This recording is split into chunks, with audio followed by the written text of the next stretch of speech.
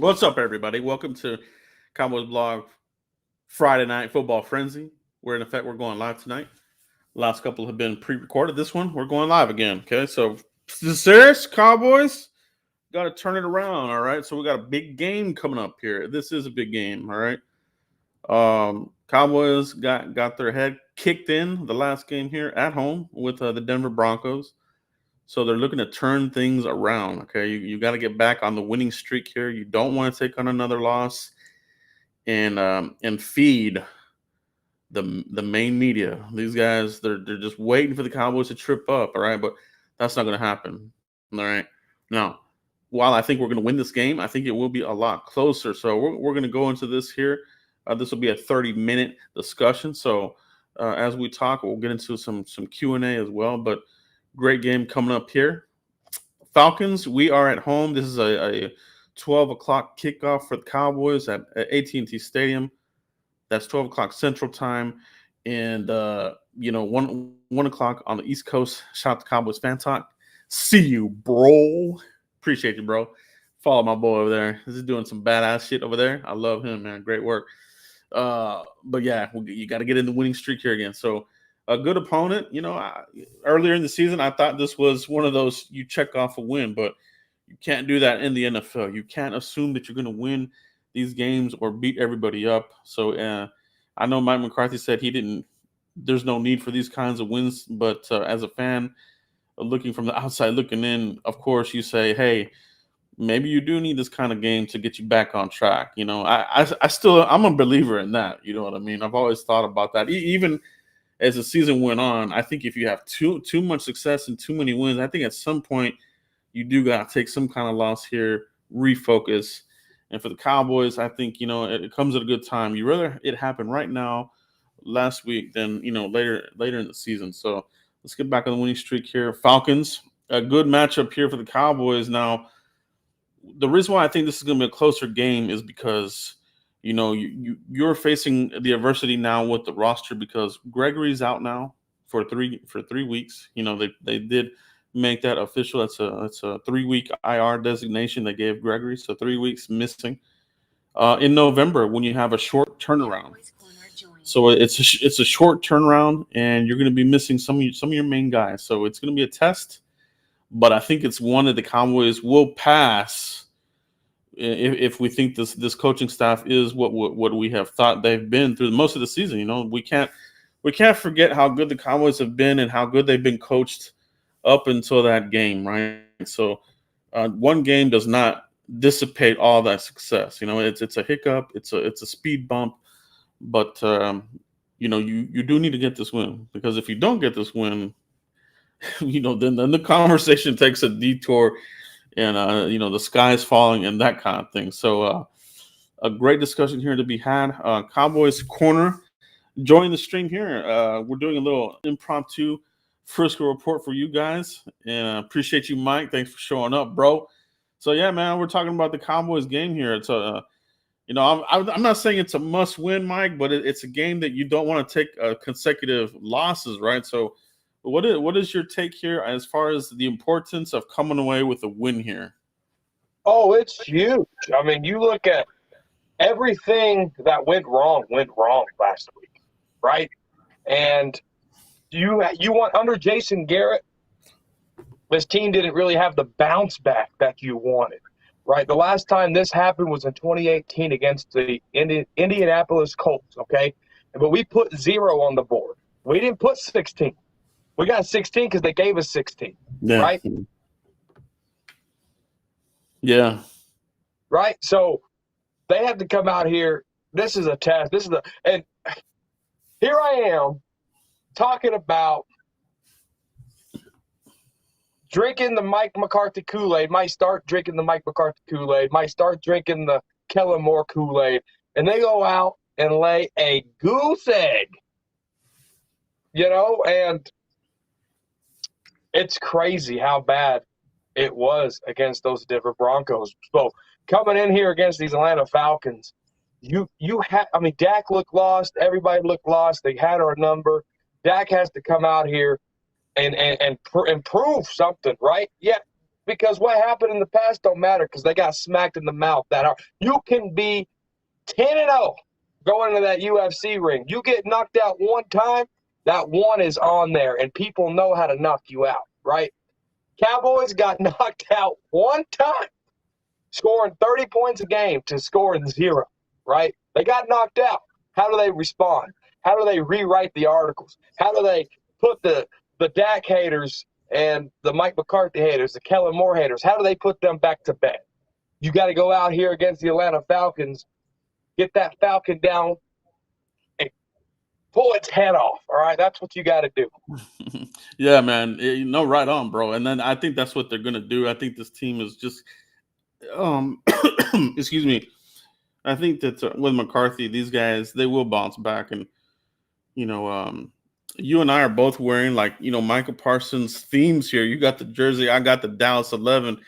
Let's talk about Michael Parsons and what do we expect from him in this game? Because, Randy Gregory's out 3 weeks, like I said earlier here in the show. And now where does the pass rush come from? It's not going to come from Basham or Dorn. So, Mike, I'm hoping that the Cowboys do put Parsons out there rushing, Ryan. But what's your take on that? Do you think that's what the plan? Or do you think they keep him at linebacker? They have to put him as an edge rusher. You cannot let Cardell Patterson and Kyle Pitts, who have the ability to destroy you. Hayden Hurst, he destroyed us in the watermelon kick game. You have to disrupt Matt Ryan from going to Hurst, to going to Pitts, to going to Cardell Patterson, because if you don't, Joe, there's a guy with the last name of Patrick. You're going to have 3 of those Patrick performances on this defense. Trayvon Diggs, he's losing it mentally. He's playing too physical, right? He's not believing in technique. And it's been 2 weeks in a row since the bye week that we've seen him play out of technique. Maybe it's just cockiness, right? That's the headlines. Cowboys too cocky, Cowboys too arrogant, right? But you have to get that pass rush. If Micah Parsons plays linebacker, Matt Ryan will have a heyday on this defense. Mark that down with the pencil. Yeah, in the description, I talk about, the Falcons and Cowboys have a history here of having some crazy games, right? You had, the infamous Chaz Green versus the one-armed bandit game. And then you had, that crazy game where we won it, and on the watermelon kick, right? So what is this game going to have in store for Cowboys fans? I've been saying this is going to be a close game, since this was announced, especially when Gregory was announced that he got hurt in practice. I think that really closes the gap. So Parsons, I got to see him off the edge. But then you also have if you do that, you really got to lock down Kyle Pitts with your other guys, your linebackers that are going to be out there. LVE, I would expect a big game from Jaron Kearse. He's going to have to come in the clutch big time in this one because he is. He's a matchup nightmare. That wingspan, the catch radius, pretty good speed down the field. They don't really use him in line. He's kind of just a big ass receiver, right? And he can find those zones and those soft spots in the zone. So, Mike, how do you think they game plan against Kyle Pitts? No, I look for, and Dan Quinn, I don't care what he says. You're going to see DeMonte KZ and you're going to see Keanu Neal play fast. They're going to play physical. So, Micah Parsons on the edge, you let Keanu Neal run wild, and you got to get Kearse. You got to get Kearse on Pitts. He's long enough. He's length enough. Is he fast enough? No, but you can get some help, right? You can get some help with him. But, and then, Cardell Patterson, I think Anthony Brown could take him even on a bad day, but we don't want to give Matt Ryan a lot of time to throw to him because that's when things break down, right? So you got to take Kyle Pitts out of the picture. Cowboy fans wanted this guy. 80% of Cowboy fans wanted Kyle Pitts. Okay, and now everything they've seen on tape can be a reality against us, right? But he hasn't really been much of a factor this year for them. I mean, it hasn't been the highlight reel that they wanted, right? He's made some plays, but it hasn't been a highlight reel. That hasn't been his WrestleMania. And I don't want Kyle Pitts' WrestleMania against us, Joe. So whatever they got to do, double team him, chip him, hit him off the line of scrimmage in the 5 yards, get it in his head. That's what they got to do. Yeah, no, I agree, and I think that the common denominator from a lot of the post interviews from the players and coaches was the physicality. It wasn't there with the Broncos, so I think you got to come in this game to be the more physical team, because in all of our wins, we were the physical team. I mean, you could see it on the field. We set the tone. We hit you. We ran over you. We blocked you. We controlled the clock. In that Broncos game, that was totally gone. So I think, as long as you come in this game and be the more physical team from first to fourth quarter, you'll win this game. You'll win this game, because that's been the identity to me. When you talk about what's the identity of the Cowboys this year, has been physical play. They're hitting you, they're tackling you, they're aggressive play calling. Getting the ball down the field, letting your running backs do their thing.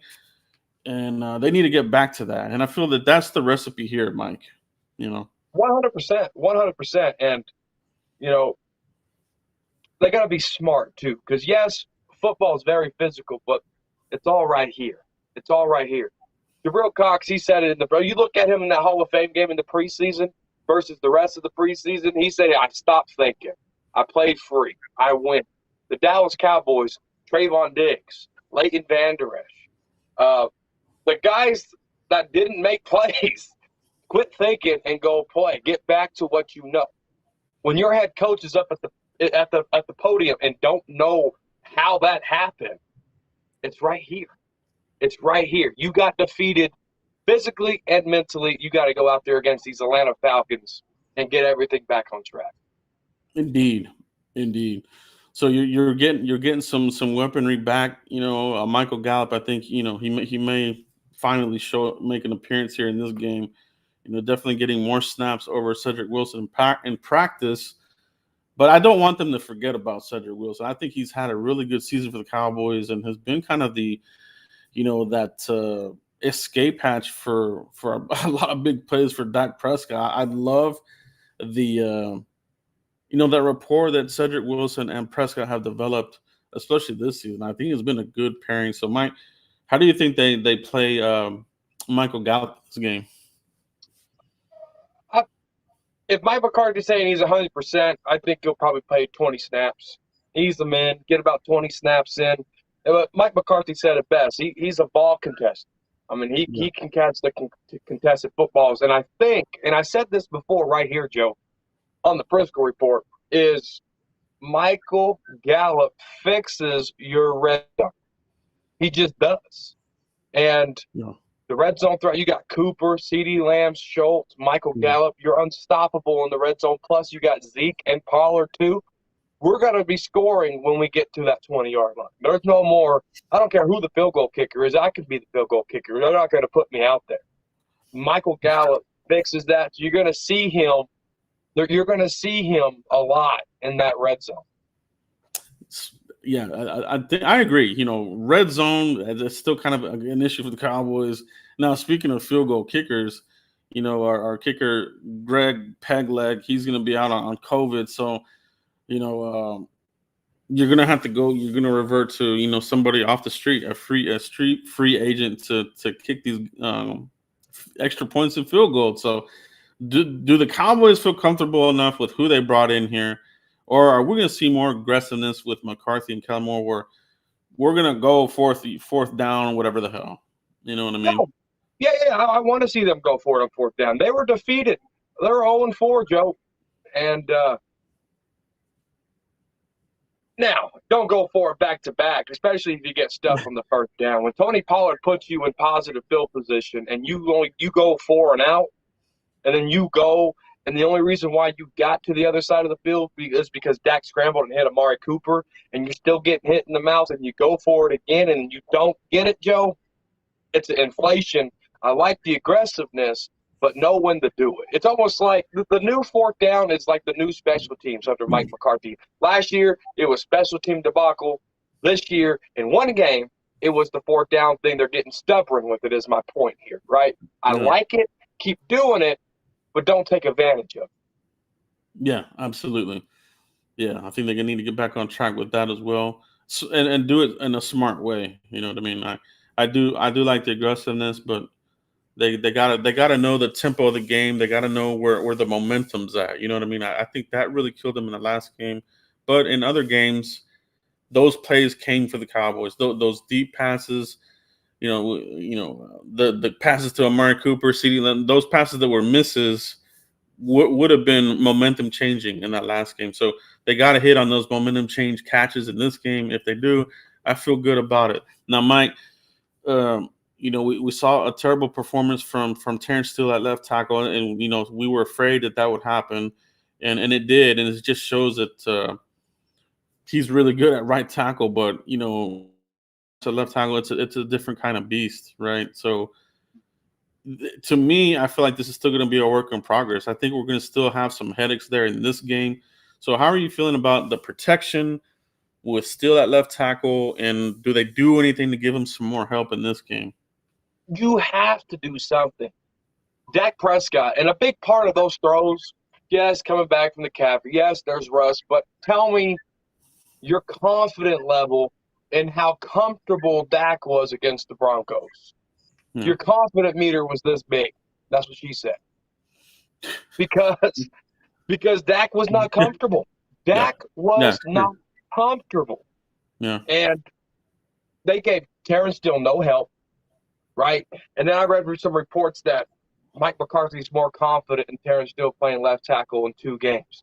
If you're still wiping your ass with the other hand, as the analogy Mike McCarthy used, you're still going to get shit on your hand. Mm-hmm. You know what I mean? And shit's going to happen on that field with Terence Steele if you don't get him help. You know what I'm saying? Like, you got to give him help and make the switch. We talked about Lyle Collins playing 35 snaps at left tackle at LSU. He played the right side. He has been some years ago, but he even said, I'm more comfortable playing on the left side. Yeah, exactly. So you have to go do that. Make your quarterback comfortable. If not, you're going to have under and over throws. Yeah, I've always said that, the pressure from that side has always affected any quarterback in the league, right? That blind side is still, a premier position. And I really love the work he's done at right tackle, but not, it's a work in progress still at left tackle. And evidently, in these other practices, they were splitting snaps at left tackle, and evidently they liked Steele's feet a little bit better, and this sorts of things. But I think that they're just going to go through the growing pains, you know what I mean, with that. And you're going to. And you're going to. Believe it or not, Tyron Smith played right tackle, went to left tackle, and he wasn't the greatest right off the bat. It took him a few games, actually, in 2012, he started playing left tackle. So, I mean, it takes you, 2011, it takes you a while. Oh, yeah. Yeah, we need some mods to block that webcam BS. Any mods online, please get that webcam crap out the chat box. But guys, what have you been Googling, Joe? Huh? What have you been Googling? They're telling on you. I don't know what that is, man. But dude, that's gonna be an interesting part of the game. I think that'll be a part of the storyline. I would love to see, Terence Steele have a better game, And I think if they're giving him more snaps in practice, he'll improve in this game. But the pass rush, Mike, let's talk about that. Randy Gregory out. We did talk about Parsons, but you got to have more than just Parsons. So where they generate the pass rush, do you think they're going to do any kind of more blitzing, or is somebody going to step up? You know who needs to step up? Terrell Basham. Yeah. Terrell Basham. Osa Odigizua, I'm not concerned about Osa Odigizua. Yeah. Right? Chauncey Goldston, he's still playing, right? Oh, yeah. I need him to step up. Dorrance Armstrong, Terrell Basham, Quentin Bohanna, get your pad level right, get that first step moving. He can step up big for us too, but I'm looking for our rookies. Okay, we drafted a lot of rookies on that defense side of the ball. Chauncey Goldston and Oso Digizua And our free agent signing Terrell Basham. Are you just another stick in the mud signing Terrell Basham, or can you go out there and get a sack, brother? That's who I'm want. Those are the three on the defensive line that I want stepping up. And yeah, they got to get it. And I hope that these guys hold those guys accountable. Like, hey, man, you need to start generating some sacks, bro, because as much as I love what Micah's doing, I want to see a more complete, pass rush, because this may not be the last time that we're going to get injuries here. You know what I mean? I know that we're looking at Randy and D-Law to be back in the line, but we're looking more at December when those guys will both be in the lineup, right? So we talk about the short turnaround time for November, Micah. Any concern there with what we're going up against as far as like the teams, the short turnaround time, and anything there concern you? Yeah. Back in the day, we used to call Tony Romo Mr. November because he could handle the short game turnarounds. Tony Romo had a fantastic record in November. And Dak Prescott, obviously they're two different quarterbacks, right? Yeah. But November, and I say that to say this, Joe. November is hard for the Cowboys.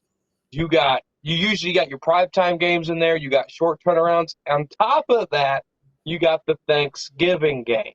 Mm-hmm. So they got to go, and then you got a mini bye, right? Yeah. So you got 3 games. I think, what is it, in like 12 days? Yeah, They got 3 games in 12 days. I think that's what it is. They got to go out there and they got to go stomp a mud hole in somebody's ass, and then it's gonna suck. It's gonna hurt, and it's gonna stink. But November is where you got to get some momentum to go into December, Joe. Yeah. So we got the Falcons here to kick off this short turnaround, and then 4 games in 16 days. That's what it is. Yeah. So then you get on the road with the Chiefs, which that playing in Arrowhead Stadium in a way that's going to be tough anyway. Even though the Chiefs are kind of having an off year, playing in that stadium is going to be challenging, especially with offensive line communication. If we're still dealing with issues there, that'll affect that. And then like you said, you're back home Thanksgiving with the Raiders.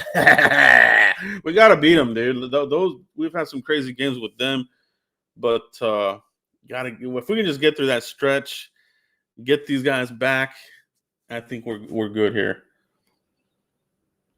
We got a super chat here from A. Lavelle, Mike. So, what's up, Joe and Mike? Hope you and your families are doing well. Thank you, A. Lavelle. Appreciate you, bro. We're doing really good here on a Friday night football frenzy. Let's make this a statement game from beginning to end. Hell yeah, bro. Got to set the tone early and be willing to make adjustments. D-line has to show and prove. Go Cowboys. Hell yeah, bro. I like that, man. Big shout to A. Lavelle. Mm-hmm. Number one, he's always dropping love in the chat. But we're 6-2, and most Cowboy fans, it's on Twitter. It's okay, guys. There's no time to panic. There's no time to. The Cowboys are gonna. If we got beat by the Broncos, Miami just beat the Ravens. You can't say it's okay. Mm-hmm. You can't. You can't tell me. I've been on YouTube 8 years, and I've been so hard on the Cowboys nonstop for 8 years because I ain't no cherry picker. I'm going to tell you what you need to hear kind of guy. You lay that goose egg after going on a 6-game win streak, it's on like Donkey Kong. Shout out to A. Lavelle right here because he ain't giving up. He sees the issues. He knows what's going on. Yeah. We had our little oasis fun with that 6-game winning streak. We got on the airport. The airport delayed our flight. We didn't get home 10 hours later, right?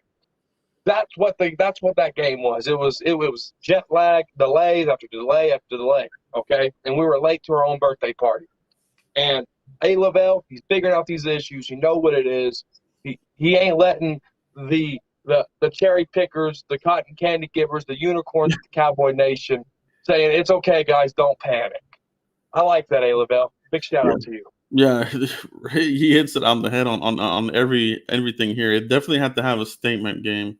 Definitely got to be setting the tone early, right? We've been talking about being physical, and that's what they've been. This winning streak that they had, they were the more physical team. They set the tone, and they got to get back to that.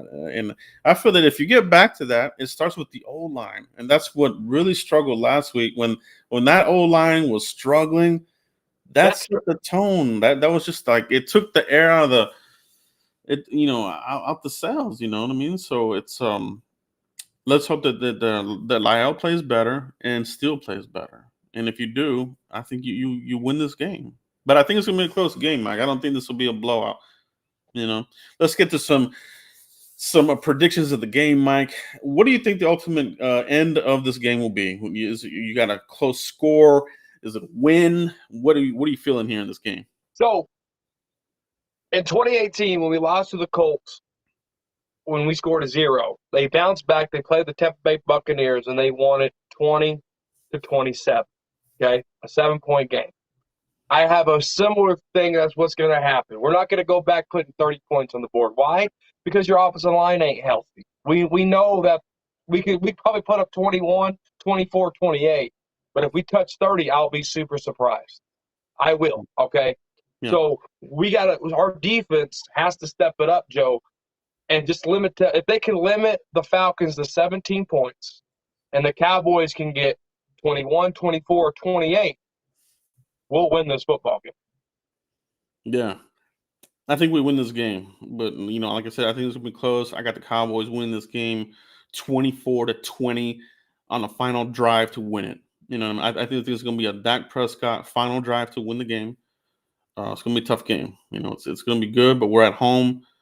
And let's show some grit again and get that victory, man. I love when the Cowboys come out with a gritty win because I feel like that gives them momentum and it rejuvenates that young locker room. People forget this is still a very young team, especially on the defensive side of the ball. As good as the improvements have been with Dan Quinn, this is still a young core, but a very promising core. So let's keep those wins coming. Mike, as far as the game goes, like I said, this will be on Fox, 1 p.m. Eastern. We're getting Kevin Burkhardt, Greg Olsen, and Pam Oliver on the call. Yeah, so we get them for the ref. Okay, guys, like when I break this down, we're getting the Craig Rostad crew. All right, and this crew, guys, I'll break them down real quick. They're big on false starts, offensive holding, and unnecessary roughness. Okay, those are their top 3. As far as false starts, that usually goes against the home team. Okay, and offensive holding against the home team. So this is going to be another one of these penalty games that are probably going to drive us crazy, according to what this crew does. The unnecessary roughness, however, the away team. So let's see if we get some boneheaded calls, against the the Falcons, and we can continue to matriculate the ball. So that's what that is there with this staff. Offensive line calls, we may get some against us in this one because of what this crew does. So a little insight there on the crew there, Mike. Any last thoughts before we cut out for the night here? No, guys. Hey, listen, this defense gonna be shaky. Okay, not even if Randy Gregory was in the game, it would still be shaky. Now that he's out, it's gonna be quaky. All right, we're talking about a 4.2 earthquake shake. All right, so the offense, they got to get it together. You can't go 5-13. You can't have the ball for 18 minutes in the football game, and you can't go 0-4. If you do that, you're gonna lose the game. Period. Point blank. The offense has to keep the defense off the field. If we know that's the weak link, keep our defense off the field, sustain long drives, 8-9 minute drives, 7 to 9 minute drives, right? And cash touchdowns in. Touchdowns in, okay? Yeah. Because Cardell Patterson, Kyle Pitts, Hurst, these guys can eat your lunch and punch you in the face and take your lunchbox if we ain't careful. Yeah, I love that. You definitely got to punch those in. No more field goals. And then especially for the field goal kicker that you really, there's not much like, do you trust this kicker out of nowhere? I don't really even trust Greg Zuerlein, but, maybe this kicker will be a lot better. Maybe he'll hit some 55-yarders. Who knows? But you're right. If you're in the red zone, you got to come away with the touchdowns. And I think another big part of this, we got to get the takeaways going again. We've been we're starting to get a little bit in that famine stage, feast or famine. I want to keep the feast going, and because that's been a big part of our wins too. That recipe of getting the takeaways. has been a big part of it. So let's get back to that as well, guys. Mike, let everybody know where they can find you if they haven't already, bro. Yeah, right here on YouTube, Cowboys Corner, guys. Awfully imitated, but never duplicated. Right here on Cowboys Corner _ Cowboys Corner on Twitter, guys. Follow me, follow back. I got 400 followers, dude. I was like, what the heck? Where did that even? I don't even pay attention to that stuff. But I ruffle up feathers. I talk a little smack on the Twitter piece. So, but I'm pretty laid back too. But oh, guys, Joe, thanks for having me. Spontaneous Friday night frenzy right here. Yes, sir. Yes, sir. Friday Night Frenzy, indeed. We went live. Special official report of my boy, Cowboys Corner Mike. Appreciate you. Appreciate everybody in the chat box who catch us on the replay or live. Guys, pound that like button on the way out. It helps the channel immensely with the YouTube algorithm. But that's all we have tonight, guys. See you post-game. Let's get that W, guys. We got to get it. Peace.